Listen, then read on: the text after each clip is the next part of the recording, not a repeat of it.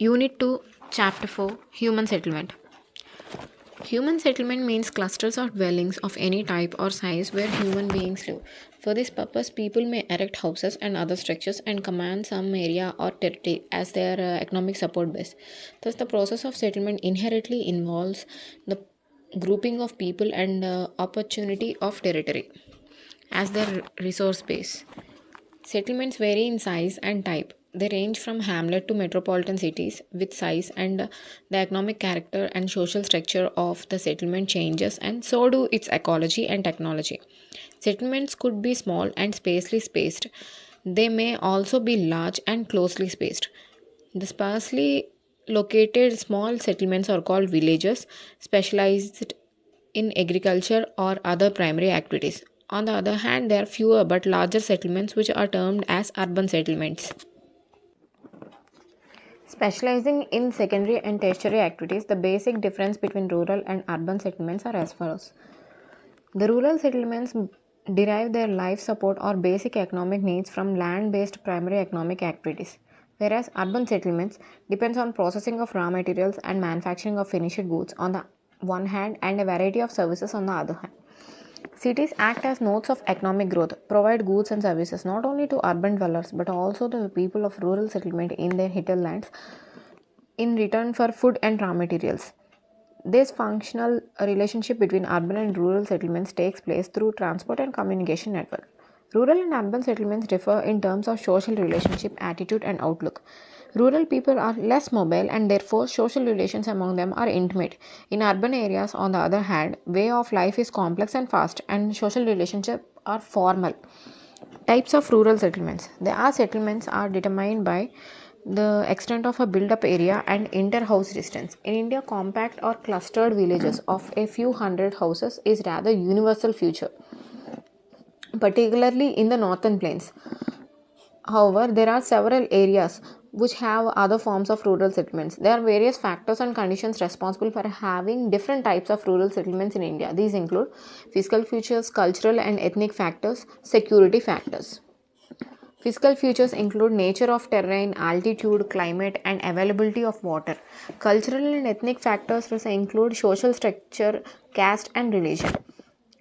While security factors include defense against theft and robberies. Rural settlements in India can broadly be put into four types: clustered or agglomerated or enucleated, semi-clustered or fragmented, hamleted, and dispersed or isolated. Clustered settlements. The clustered rural settlement is a compact or closely built up area of houses. In this type of village, the general living area is distinct and separated from the surrounding farm, barns, and pastures. Closely built up area and its intervening streets present some recognizable pattern or geometric shapes such as rectangular, radial, linear, etc. Such settlements are generally found in fertile alluvial plains in northeastern states. Sometimes people live in compact villages for security or defense reasons, such as in the Bundelkhand region of central India and in Nagaland. In Rajasthan, scarcity of water has necessitated compact settlements for maximum utilization of available water resources. Semi-clustered settlements. Semi-clustered settlements or fragmented settlements may result from the tendency of clustering in restricted area of dispersed settlement. More often, such a pattern may also result from segregation or fragmentation of large compact villages. In this case, one or more sections of the village society choose or is forced to live a little away from the main cluster or village. In such cases, generally, the land owning and dominant community occupies the central part of the village, whereas the people of lower strata of society and menial workers settle on the outer flanks of the village. Such settlements are widespread in Gujarat plains and some parts of Rajasthan. Hamleted settlements. Sometimes settlements is fragmented into several units physically separated from each other bearing a common name. These units are locally called Panna, Para, Palli, Nagla, Dhani, etc. in various parts of the country. This segmentation of a large village is often motivated by the social and ethnic factors. Such villages are more frequently found in the middle and lower Ganga plains, Chhattisgarh, lower valley of Himalayas. Dispersed settlements. Dispersed or isolated settlement pattern in India appears in the form of isolated huts or hamlets, of a few huts in remote jungles or a small hill with farms of or pastures on the slope. Extreme dispersion of settlement is often caused by extremely fragmented nature of the terrain and land resources based on the habitable area. Many areas of Meghalaya, Uttarakhand, Himachal Pradesh, and Kerala have this type of settlements where hilly terrain areas are seen. Urban settlements. Unlike rural settlements, urban settlements are generally compact and larger in size. They are engaged in a variety of non agricultural, economic, and administrative functions. As mentioned earlier, cities are functionally linked to rural areas around them. Thus, exchange of goods and services is performed sometimes directly and sometimes through a series of market towns and cities. Thus, cities are connected directly as well as indirectly with the village and also each other. You can see the definition of towns in chapter 10 of the book Fundamentals of Human Geography. Evolution of towns in India. Towns flourished since prehistoric times in India. Even at the time of Indus Valley civilization, towns like Harappa and Mohenjo-daro were in existence. The following period has witnessed evolution of towns. It continued with periodic ups and downs until the arrival of Europeans in India in the 18th century. On the basis of their evolution in different periods, Indian towns may be classified into ancient towns, medieval towns, and modern towns. Ancient towns. There are number of towns in India having historical background spanning over 2000 years. Most of them developed as religious and cultural centers. Varanasi is one of the important towns among these. Prayag, Allahabad and Pataliputra, Patna. Madurai are some of the examples of ancient towns in country. Medieval towns. About 100 of the existing towns have their roots in the medieval period. Most of them developed as headquarters of the principalities and kingdoms. There are 4 towns which came up on the ruins of the ancient towns. Important among them are Delhi, Hyderabad, Jaipur, Lucknow, Agra, and Nagpur. Modern towns. The British and other Europeans have developed a number of towns in India, starting their foothold on coastal locations. They first developed some trading ports such as Surat, Daman, Goa, Pondicherry, etc.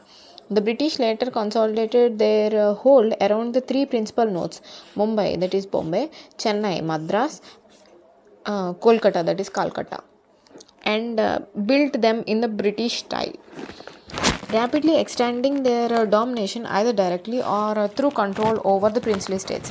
They established their administration centers, hill towns as summer resorts, and added new civil administration and military areas to them. Towns based on modern industries also evolved after 1850. Jamshedpur can be cited as an example.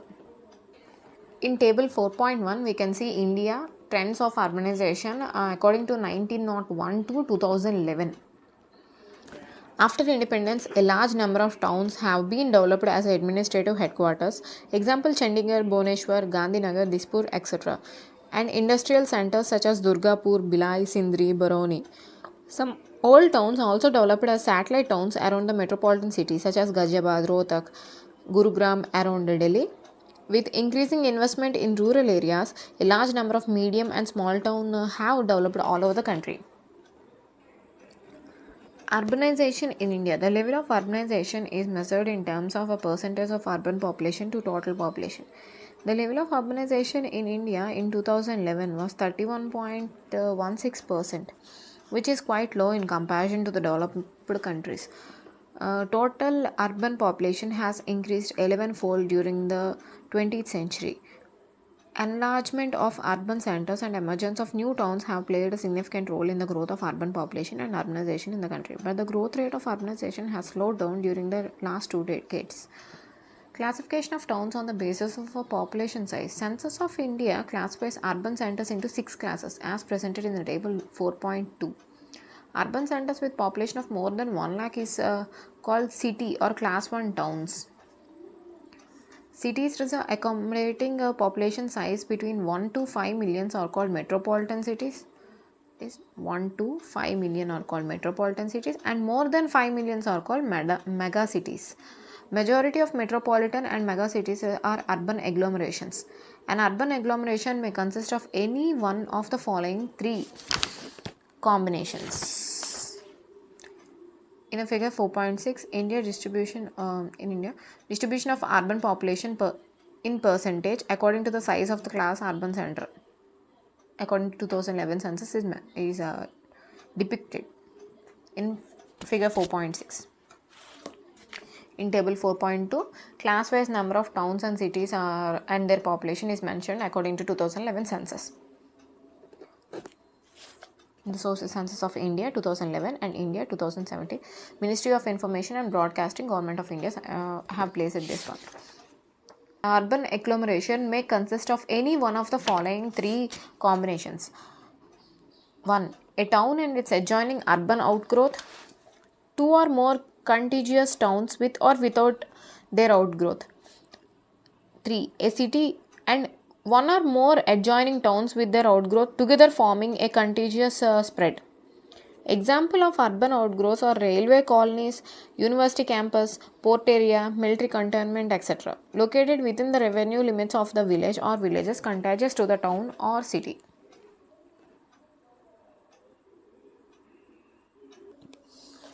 It is evident from table 4.2 that more than 60% of the urban population in India lives in class 1 towns. Out of 468 cities, 53 cities or urban agglomerations are metropolitan cities. 6 of them are mega cities and with population of over 5 million each. More than 1/5, 21% of urban population lives in these mega cities. Among them, Greater Mumbai is the largest agglomeration with 18.4 million people. Delhi, Kolkata, Chennai, Bangalore, Hyderabad are other mega cities in the country. Functional classification of towns. Apart from their role as a central or nodal places, many towns and cities perform specialized services. Some towns and cities specialize in certain functions and they are known for some specific activities, products or services. However, each town performs a number of functions. On the basis of dominant or specialized functions, Indian cities and towns can be broadly classified as follows. Administrative towns and cities, industrial towns, transport cities, commercial towns, mining towns, garrison cantonment towns, education towns, religious and cultural towns, tourist towns. Administrative towns and cities, towns supporting administrative headquarters of a higher order or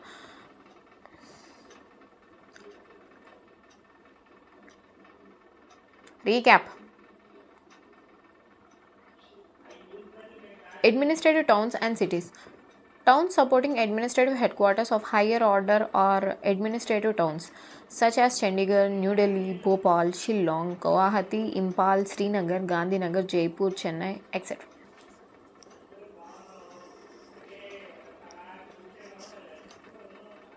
Industrial towns. Industries constitute prime motive force of these cities such as Mumbai, Salem, Coimbatore, Modinagar, Jamshedpur, Hooghly, Bhilai, etc. Transport cities. They may be ports primarily engaged in exports and import activities such as Kandla, Kochi, Kozhikode, Visakhapatnam, etc. or hubs of inland transport such as Agra, Dhulia, Mughal Itarsi, Katni, etc. Commercial towns. Towns and cities specialized in trade and commerce are kept in this class. Kolkata, Saranpur, Satna, etc. are some examples. Mining towns. These towns are developed in mineral-rich areas such as Raniganj, Jharia, Digboy, Ankaleshwar, Singrauli, etc. Garrison cantonment towns. These towns emerged as garrison towns such as Ambala, Jalandhar, Mhow, Babina, Udhampur, etc. Education towns. Starting as a center of education, some of the towns have grown into major campus towns such as Roorkee, Varanasi, Aligarh, Pilani and Allahabad, etc. Religious and cultural towns. Varanasi, Mathura, Amritsar, Madurai, Puri, Ajmer, Pushkar, Tirupati, Kurukshetra, Haridwar, Ujjain came to the prominence due to their religious or cultural significance. Tourist towns. Nainital, Mussoorie, Shimla, Panchmarhi, Jodhpur, Jaisalmer, Udagamandalam, Ooty, Mount Abu are some of the tourist destinations. These cities are not static in their function. The function changes due to their dynamic nature. Even specialized cities, as they grow into metropolises, become multifunctional, wherein industry, business, administration, transport, etc. become important. The functions get so intervened that the city cannot be categorized in a particular functional class. Smart City Mission. The objects of Smart City Mission is to promote cities that provide core infrastructure, a clean and sustainable environment, and give a decent quality of life to its citizens. One of the features of smart cities is to apply smart solutions to infrastructure and services in order to make them better. For example, making areas less vulnerable to disasters, using fewer resources, and providing cheaper services. The focus is on sustainable and inclusive development, and the idea is to look at the compact areas, create a replicable model which will act like a lighthouse to other aspiring cities. Table 4.3, which is about the population of million plus cities or urban agglomerations according to 2011 census of India, is shown on the screen, which is given in page number 37. Thank you.